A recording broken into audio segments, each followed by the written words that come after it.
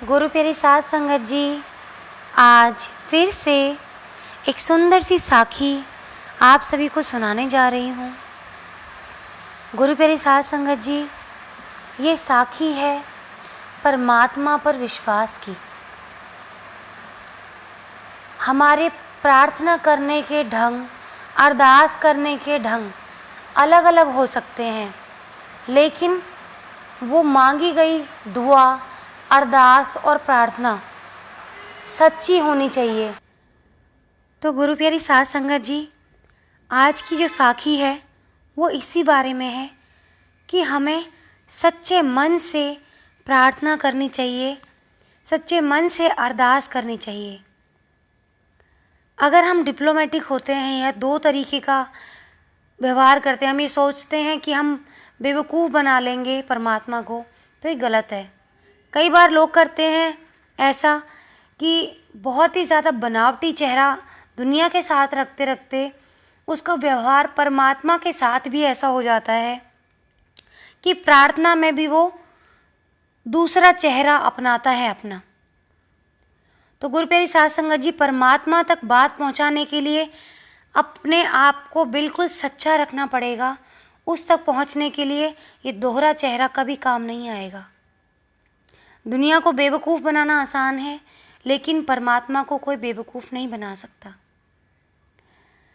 और गुरु प्यारी साध संगत जी, आज की जो साखी है वो इस बारे में भी है।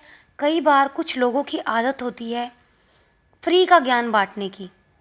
फ्री का ज्ञान मतलब कि वो सामने वाले की अरदास करने के तरीके में खोट निकालने लग जाता है, सामने वाले की प्रार्थना करने के तरीके में खोट निकालने लग जाता है, जबकि ये काम नहीं करना चाहिए उसको।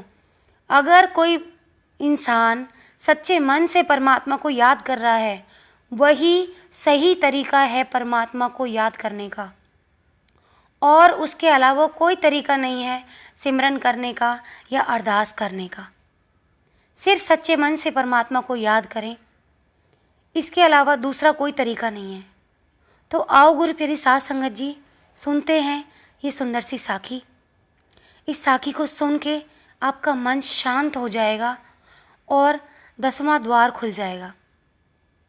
तो आओ गुरु प्यारी साध संगत जी, सुनते हैं ये बड़ी ही मन को शांत करने वाली साखी। ये साखी है एक पंडित जी के बारे में। एक बार एक पंडित जी जहाज पर बैठकर कहीं यात्रा करने जा रहे थे। बीच रास्ते में तूफान आने के कारण उनका जहाज खराब हो जाता है। तो उनका जो जहाज चलाने वाला होता है, उस जहाज को किनारे पर लगाकर उसको मरम्मत करने के लिए उसका इंतज़ार करता है। अब यहाँ पंडित जी की थोड़ी सी आदत होती है खुराफाती करने की, और उनका टाइम भी पास नहीं हो रहा होता। तो वो क्या करते हैं, उनके दिमाग में ख्याल आता है कि मैं क्यों ना पास में ही एक द्वीप है, वहाँ नाव से चला जाता हूँ और वहाँ मैं अपना ज्ञान बांटता हूँ, जिससे मेरा यश अपयश दूसरे शहरों में भी फैलेगा और जिससे लोग मेरे पास आएंगे और मुझसे ज्ञान लेंगे। यही सोच के वो दूसरे द्वीप पर चले जाते हैं। अब वहाँ पर रह रहे लोगों से 2-3 लोग ही फंसे हुए होते हैं उस द्वीप पर। तो उन लोगों से जाकर वो पंडित जी कहते हैं कि क्या आप परमात्मा में विश्वास रखते हैं? तो वो तीनों कहते हैं हाँ, हम परमात्मा में विश्वास रखते हैं। अब दोबारा कहते हैं पंडित जी कि क्या आप प्रार्थना करते हैं? तो वो तीनों जवाब कहते हैं हाँ, हम प्रार्थना करते हैं। तो पंडित जी पूछते हैं कि आप प्रार्थना करते कैसे हैं? तो वो तीनों आदमी कहते हैं कि हम आसमान की तरफ हाथ उठाकर कहते हैं कि हे परमात्मा, हम तुम्हारे हैं और आप हमारे, आप कभी हमें भूलना मत। हम इतना ही कहते हैं प्रार्थना में। तो पंडित जी बड़े ही गुरूर में आके कहते हैं ये तो बड़ा ही गलत तरीका, ये तो कोई तरीका नहीं है पूजा करने का या सिमरन करने का। तो वो तीनों लोग पूछते हैं कि तो पंडित जी आप बताएं सही तरीका क्या है? तो पंडित जी कहते हैं कि आप ग्रंथ पढ़ो और मेरी पूजा परमात्मा को करने के लिए, परमात्मा को याद करने के लिए मेरा एक तरीका है पूजा करने का, जो हमारे यहाँ सब लोग करते हैं, वही पूजा आप लोग भी करो। तो वो तीनों बड़े ध्यान से उस तरीके को सुनते हैं अब पंडित जी इतना कह के वहाँ से चल देते हैं। लौटते हैं, 2 दिन लग जाते हैं, तो 2 दिन में वो जहाज़ भी ठीक हो जाता है। जहाज़ शुरू ही होता है कि वो द्वीप पर रह रहे लोग उनके पीछे पीछे पानी पर चल के आ रहे होते हैं।